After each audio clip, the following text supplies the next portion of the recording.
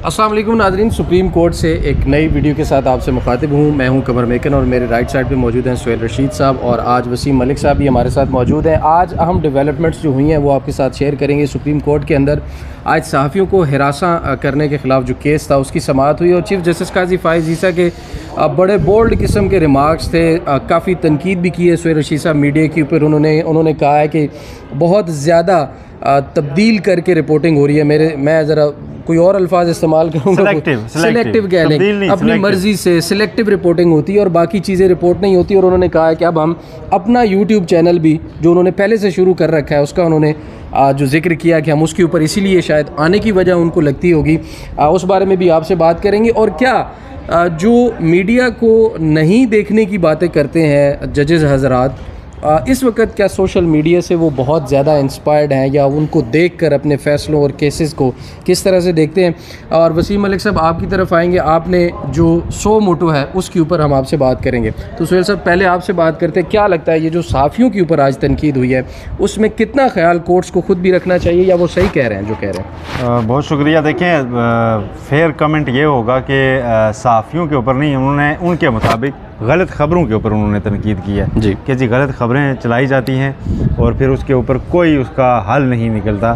Chief justice साहब का ये फरमाना था आज, वो कह रहे थे कि मेरी अहलिया से मतलब गलत ख़बर चली कि वो एक ऑफिशियल मीटिंग में बैठी हुई थी और ये ख़बर गलत थी और क्या हम लोगों को आप तौहीन अदालत के नोटिस करें, फ़र्द जुर्म लगाएं और जेल भेजें। हम तो अपने इदारे के अंदर खुद करते हैं खुद एहतसाबी, लेकिन मीडिया क्या खुद करता है? यानी इस वक्त उन्होंने प्रेस एसोसिएशन के वकील से पूछा कि क्या गलत खबर चलाने वाले का हम आपको बताएं तो आप उसकी मेंबरशिप मनसूख करेंगे? तो हमारे जो सदर साहब हैं मियाँ अकील अफजल साहब, उन्होंने वहाँ पे बताया भी कि जी हम वार्निंग देते हैं, शोकाज करते हैं और मेंबर मनसूख होने तक भी बात चली जाती है अगर कोई ऐसी बात हो तो उन्होंने कहा नहीं, मेंबरशिप मनसूख होने से भी क्या हो जाएगा जी। उनका शायद इशारा ये था कि बंदे को तो जॉब से फ़ारग भी होना चाहिए ना, क्योंकि वो कहते हैं जो हमने किया है तो उन्होंने तो जज को फ़ारग किया है, तो जर्नलिस्ट को फ़ारग भी होना चाहिए जॉब को, जो मैं समझाऊँ कि उसको नौकरी से निकाला भी जाना चाहिए कि उसने गलत खबर दी है। अब मसला पता है क्या है? ठीक है, ये सबसे पहले विदाउट एनी मतलब ना शर्त मैं कहता हूँ जी कि गलत खबर तो नहीं होनी चाहिए जी। अगर ये खबर गलत थी कि उनकी एरिया मीटिंग में ऑफिशियल बैठी हुई हैं तो यकीनन ये ब्लंडर था, ठीक है। लेकिन अगर किसी इदारे को हम कवर करते हैं, किसी को भी हम मुख्तलिफ बीट्स कवर करते हैं, मैं नैब भी करता हूँ ये वो, और वहाँ पर 2-3 आपके बड़े वेल प्लेस्ड सोर्सेज हैं जी जो आपको 99% ओकेजन पे उन्होंने आपको दुरुस्त खबर दी है जी, और आपने बीइंग जर्नलिस्ट उसको रिपोर्ट किया है और आपने एक लीड ली है, आपका क्रेडिट में और आप स्टैंड भी कर रहे हैं, ठीक है, खबर देने वाले सहाफ़ी स्टैंड भी कर रहे हैं कि हमारी खबर ठीक थी। अच्छा, और उसी वक्त वही सोर्सेज अगर ऐसी खबरें फीड करें जो कि सोर्सेज मीडिया से तो नहीं है, वो तो डेफिनेटली इस इमारत में काम करने वाले लोग होंगे, वेल प्लेस्ड होंगे, वेल इन्फॉर्म्ड होंगे, जो बड़े करीब रहते होंगे सारे मामले पे। तो मेरा ख्याल है सहाफ़ियों के गुस्से पे साथ ना थोड़ा सा वो राना सनाउल्लाह जो कहा करते थे, मैं वो तो नहीं कहता मंजी थले डांग फेरने वाली टर्म मैं नहीं यूज़ करूँगा, लेकिन कम अज़ कम देखा जाना चाहिए कि कौन कर रहा है ऐसा खबर, ठीक है। अगर गलत हो रहा है ना, अगर ये खबरें गलत निकल रही हैं, ठीक है, ऐसा हो नहीं सकता कि सारी एलामिया के ऊपर खबरें चलें। जिस इदारे को भी रिपोर्टर कवर करते हैं वहाँ सोर्सेज से खबरें निकलती हैं, खबरें जाती हैं, ठीक है। और सम टाइम ये होता है हाँ कि खबर बहुत ही छोटी है, इम्पैक्ट बड़ा बन जाता है। मतलब ये हो सकता है कि उनकी अहलिया उस दिन यहाँ पे आई हूँ चैम्बर में, उसी दौरान चीफ जस्टिस आमिर फारूक साहब भी पहुँचे हों, लेकिन ज़रूरी नहीं कि मुलाकात में उनको दरमियान बिठाया गया हो, ठीक है। आप किसी ने खबर दी, सीना बासीना चलती वो बढ़ गई, तो ऐसे में हमें तो चेक करना चाहिए। लेकिन वो बंदे जो अंदर से आके कंफर्म रिपोर्टरों को पकड़ पकड़ के बताएं कि जी ये तुझे पता है कि ये मामला चल रहा है, और वो बंदे पहले हमेशा कंफर्म खबरें देते हों, ठीक है। हो सकता है ये खबर मेरे पास भी आई हो, मैंने ना बाय की हो, ठीक है, फॉर सम रीजन मैंने कहा हो कि यार ये खबर नहीं है, छोड़ो जाने दो, ठीक है, लेकिन हर कोई तो नहीं करेगा। अच्छा, आपकी अगर मैं व्लॉगर होता तो शायद मैं भी कहता यार हाँ कुछ तो है, ठीक है, लेकिन मैं अपनी सुस्ती की वजह से व्लॉग कर नहीं रहा, ठीक है, तो इसलिए मैंने शायद उसको नहीं देखा।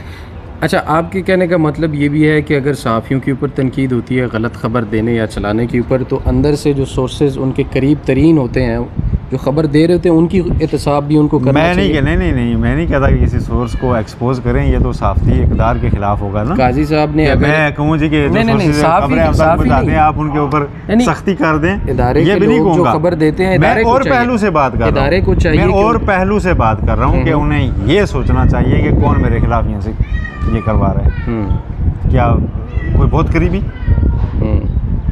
तो ये चीज़ें सोचनी चाहिए ना। अगर मैं उस जगह पे होता तो सोचूंगा ना यार कि ये देखो, बात पूरी तो सच नहीं है कि मीटिंग थी, लेकिन इतनी तो सच है कि फलां लोग यहाँ मौजूद थे। ठीक है, तो किसने जाके बाहर इसका तूफान मचाया है? बिल्कुल ऐसे ही मौजूदगी का जो जिक्र है वो काफ़ी लोगों ने किया, जिन लोगों ने देखा उन लोगों ने भी बताया। अब मीटिंग के अंदर मौजूद थी या नहीं थी, वसीम साहब आपने भी एक खबर दी थी इस हवाले से। अब चूँकि टॉपिक इस तरफ आ चुका है, ऐड कर दूँ जी जो सहाफ़ियों की अगर एक प्रैक्टिस है ना, तो एक प्रैक्टिस इदारों की भी हुआ करती थी। वो इदारों ने अगर छोड़ दिए, सुप्रीम कोर्ट उसको अडॉप्ट नहीं करना चाहती ना। जब गलत खबर छपती थी ना, तो उसके ऊपर वजाहत एलामिया की सूरत में आती थी और उस एलामिया को रिपोर्ट किया जाता था। और जिस न्यूज़पेपर ने वो छापी होती थी वो एलामिया भी छापता था। फिर रिपोर्टर से पूछता था कि हाँ भाई आप कि क्या मौक़िफ़ है, तो रिपोर्टर का मौक़िफ़ भी साथ छप जाता था। ये होती है बैलेंस रिपोर्टिंग। आप एलामिया ना दें और कहें जी कि हम तौहीन अदालत कर देंगे, हम क्या ये करें, अब लोगों को अंदर करवा दें। भाई आपको कोई चीज़ लगती है गलत हो गई है, आप उसके ऊपर वजाहत दें, आप उसके ऊपर वजाहत दें। तर्जमान इसीलिए सुप्रीम कोर्ट के मौजूद हैं, PR डिपार्टमेंट मौजूद है, उनको चाहिए कि वो उसके ऊपर वो एक वजाहत दे देते, वो वजाहत भी इस्तेमाल कर ली जाती। जिस रिपोर्टर के पास वो है वो भी अपना वर्जन दे देता जी कि मुझे इस तरह से है। कई बार रिपोर्टर होते हैं वजाहत आने के बाद भी जर्नल छपता है, नीचे रिपोर्टर लिखता है स्टैंड बाय माय स्टोरी। बिल्कुल ठीक है, तो ये होता है पूरा तरीका। अब रिपोर्टर के ऊपर गुस्सा किया जाना ये इस तरह के इशारे देना कि उसकी मेंबरशिप मनसूख करो, उसे जॉब से निकलवा दो। जॉब से निकलवाने का उन्होंने कहा नहीं है, लबे लबाब ये बनता है। मतलब उससे तासुर ये जा रहा था और कुछ रिपोर्टर्स पर पहले ये प्रेशर महसूस भी उन्होंने किया है और कुछ रिपोर्टर्स को इदारों की तरफ से ये कहा भी गया है कि आपने ये काम जो किया उसकी वजह से प्रेशर इदारों पर भी जो डाला जाता है। वसीम साहब, खबर जो थी वो आपने भी दी थी, अब मौजू उस तरफ आ गया तो मैं ज़रूर आपसे ये पूछना चाहूँगा कि इस तरह की खबर कैसे थी, वो खबर क्या थी बेसिकली? देखिए यार, ये 26 मार्च का वाक़या है जी, और उसी दिन जब ख़त सामने आया जजेस का तो मैंने उसके ऊपर एक वीडियो की।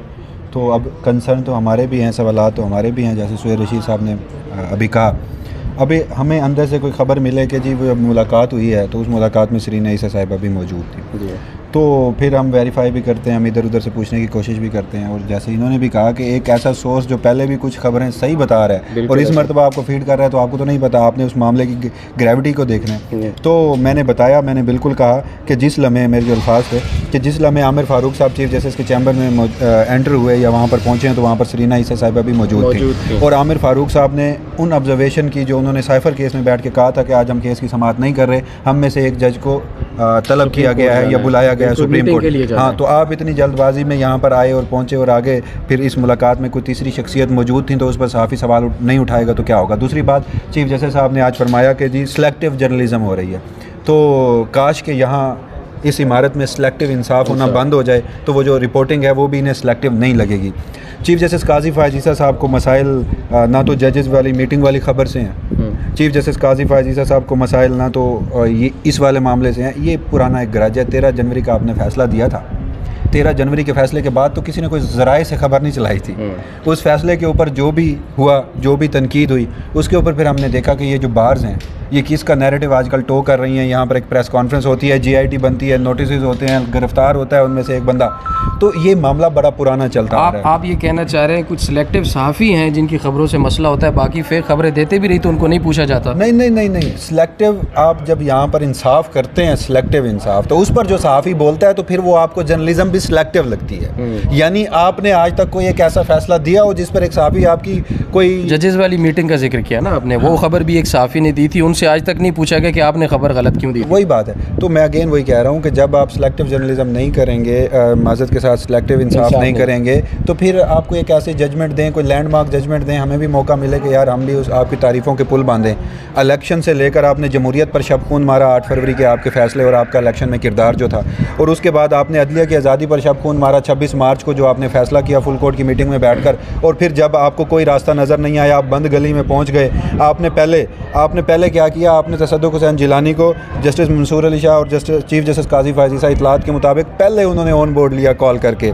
ये तसद्दुक़ हुसैन जिलानी के ख़ानदानी कल भी कॉल की है, कल भी तो आपने पहले उन्हें ऑन बोर्ड लिया। वज़ीर आज़म ने एक डाकिया का किरदार अदा किया, पूरा एक कमीशन बन गया, आपने उन 6 जजेस को बांध कर उन्हीं एग्जेक्टिव के सामने फेंक दिया।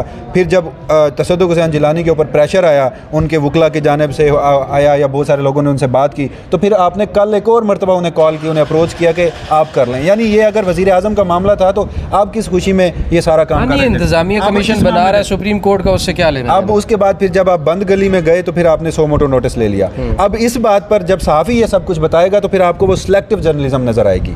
और अरशद शरीफ साहब ने बड़ा ज़बरदस्त फरमाया था, उन्होंने कहा था कि यार सहाफ़त जो है या मीडिया जो है एक आईना है, अगर उस आईने में आपको अपनी शक्ल जो है वो बदबूदार नज़र आती है या बदसूरत नज़र आती है तो माजरत के साथ अपनी शक्ल को धो लीजिए, अपना चेहरा धोने की कोशिश कीजिए, उससे बेहतर करने की कोशिश कीजिए, आईना मत तोड़िए। बिल्कुल ऐसे ही है। सुहेल रशीद साहब, सो मोटो का मामला हुआ, ये सारा वही मामला चल रहा है। अब इस टॉपिक के अलावा एक टॉपिक अभी ये भी है, सवालात जन्म रहे हैं कि इस्लामाबाद हाई कोर्ट के 6 जजेस कैसे अदालत में अपना मुकदमा रखेंगे, क्या वहाँ के रजिस्ट्रार को नोटिस किया जाएगा, 6 जजेस को नोटिस किए जाएंगे, वो 6 जजेस पेश होंगे नहीं होंगे, आपको मामला कैसे आगे बढ़ता हुआ नज़र आ रहा है, तरीक़ाकार क्या हो सकता है?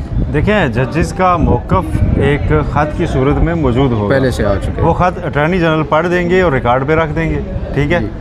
तो उसके बाद अगर ज़रूरत पड़ी तो जजेस से मज़ीद पूछा जाएगा, या इस तरह के अगर केसेस और मामला इंक्वायरी में जाता है तो उससे पहले शायद एफिडेविट लिए जाएँ कि जी मज़ीद तफसीलात उनसे पूछी जा सकती हैं कि भाई कैटेगोरिकली बताएं किस किस बंदे ने आपके काम में आके मुदाखलत किया, किसी बंदे का बताएं। एडिशनल कुछ चीज़ें अगर हाँ, क्योंकि वो उस खास में पूरी इन्फॉर्मेशन तो नहीं है ना, जी ठीक है, कि किसके बहनोई को उठाया गया, किसके भाई को उठाया गया, क्योंकि जजेस ने उसमें आज लिखा हुआ है, ठीक है। तो किसके भाई को उठाया गया, भाई कब उठाया गया, क्यों उठाया गया, और वो जो डिवाइसेस पकड़ी थी वो कहाँ है, डिवाइस पकड़ी तो किसने पकड़ी, वो कहाँ है, ठीक है। ये सारा मामला डिवाइसेस वाला, फिर अगर हाँ बहुत बाइला चले तो कहेंगे जी कि IG से कहें जी इस पर डिवाइस लगाने पर मुकदमा दर्ज कर दो, ठीक है। FIA से कहो जी कि इसके मामले की तहकीकात शुरू कर दे, तो इस तरह भी चीज़ें हो सकती हैं। लेकिन सो मोटो जब चलेगा तो उसमें मेरा ख्याल है आप काफ़ी सारे लोग शामिल होते जाएंगे। आज आपको पता है पिटीशन आ गई है लाहौर हाईकोर्ट बार की, बिल्कुल लाहौर हाईकोर्ट बार ने अपना मौक़िफ़ सामने रख दिया, उन्होंने कहा जी जुडिशल इंक्वायरी करवाई जाए, सुप्रीम कोर्ट के मौजूदा जजेस जो हैं उनमें से 2-3 बैठें और वो इस कमीशन को हेड करें, और जुडिशल इंक्वायरी होनी चाहिए ताकि सारे कायद सामने आए, ना कि ये executive inquiry of commission act के तहत बना के इस पर इंक्वायरी करवाए जो कि जिसका कोई नतीजा नहीं निकला करता। लेकिन बात सो मोटो खुलने के बाद दोबारा जाएगी तो इंक्वायरी की तरफ ही, बिल्कुल तहकीकात तो होंगी। लेकिन कल का दिन इसलिए अहम है, कल पता चल जाएगा ओपन कोर्ट में कि किस किस के क्या क्या रिमार्क्स हैं, क्या ऑब्जर्वेशन हैं, जजेस को देखा किस तरह जा रहा है, जजेस को सराहा जा रहा है बोलने पर, या जजेस की इंटेंशन को डाउट किया जा रहा है, या जजेस के तरीक़ाकार को क्वेश्चन किया जा रहा है कि उन्होंने तौहीन अदालत क्यों नहीं की और ख़ुद इतना सा वेट क्यों किया। ये बहुत से सवालात हैं जिनका आपको मामला जो है अब आगे फुल कोर्ट की तरफ जाता हुआ नज़र आ रहा है, क्योंकि लिखा हुआ है अवेलेबल जजेस हैं मौजूद। कल को अगर सारे अवेलेबल होते हैं तो ये फुल कोर्ट में कन्वर्ट हो सकता है। ये मामला बिल्कुल फुल कोर्ट में जा सकता है और इसकी फुल कोर्ट की इस्तदा की जाएगी मुख्तलिफ दरख्वास्तों में की जानिब से, तो ये फुल कोर्ट में जा सकता है। आड़े बीच में सिर्फ एक चीज़ आएगी, वो आएगी अपील का मामला कि अपील कौन सुनेगा, जस्टिस आयशा मलिक का सवाल 14 जजेस सुप्रीम कोर्ट की अपील तो इस बेंच पे भी नहीं हो सकती ना, ये तो मैं कह रहा हूँ। लेकिन चले नए जजेस में एक्सपेक्ट कर रहा हूँ तब तक। तो क्या लाइव चलने की भी आपको उम्मीद नज़र आ रही है कि इतना अहम तरीन केस लाइव भी चलाया जाएगा? क्योंकि समटाइम ये मुझे तो उम्मीद लग रही है कि ये लाइव चलाया जाएगा, लाइव जाएगा। इसमें लाइव ना जाने की वजह सिद्दीकी साहब वाला केस लाइव गया था, शौकत सिद्दीकी वाला केस एक आधे दिन गया, एक आधे दिन नहीं गया, वो लाइव नहीं गया। तो अगर एक जज जो माजी की इस्टेब्लिशमेंट के ऊपर इल्ज़ाम लगा रहा था, माजी की हो चुकी थी, उसको आपने नोटिस भी किए, लेकिन फैसलों में भी ऐसा कुछ नहीं नज़र आया। आज चीफ जस्टिस साहब ने फरमाया कि सिलेक्टिव रिपोर्टिंग हो रही है, इसलिए हमने अपना यूट्यूब चैनल शुरू किया। वो भी सिलेक्टिव ही दिखाता है, नहीं अपना यूट्यूब वो भी सिलेक्टिव केसेस की प्रोसीडिंग जो है वो चलाता है, ठीक है। लेकिन तो यूट्यूब चैनल अब काम आएगा ना यार। लेकिन मैं वही कह रहा हूँ कि शौकत अजीज़ सिद्दीकी साहब वाला केस लाइव नहीं आया, वो भी सिलेक्टिव था क्योंकि और लाइव नहीं आया, क्योंकि उसमें माजी की एस्टैब्लिशमेंट इन्वॉल्व थी। यहाँ देखें ना, मौजूदा एस्टैब्लिशमेंट यहाँ पे सेक्टर कमांडर क्वेटा का नाम है, सेक्टर कमांडर इस्लामाबाद का नाम है, ISI के उन अफसरान का नाम है, बराह रास्त ISI का जिक्र है, DGI उसमें अगर उन इल्ज़ामात को सच साबित मान लिया जाए तो ज़िम्मेदार वही हैं। तो आप अभी तक सुहेल रशीद साहब इतने पूरी उम्मीद हैं कि कल की जो हेयरिंग है वो लाइव होगी? अच्छा, ओपन तो होगी ना, हाँ, लाइव नहीं होगी तो मैं और आप तो बैठ के सुनेंगे और रिपोर्ट करेंगे ना, तो काइंड ऑफ लाइव ही हो जाती है, लोग खुद सुने। चलिए हम जी हम ये दुआ करेंगे कि काजी साहब अपनी आज वाली बात पर कायम रहे और वो सिलेक्टिव जर्नलिज्म के इस बहाने को इस्तेमाल करते हुए लाइव ही चलाएं ताकि हम भी देखें और पूरी कौम भी बैठ कर देखें। कमेंट सेक्शन खुला है, अपनी राय से हमें ज़रूर आगाह कीजिएगा। सुहेल रशीद साहब, वसीम मलिक साहब, बहुत शुक्रिया। कमर मेकन की इजाज़त, अल्लाह हाफ़िज़।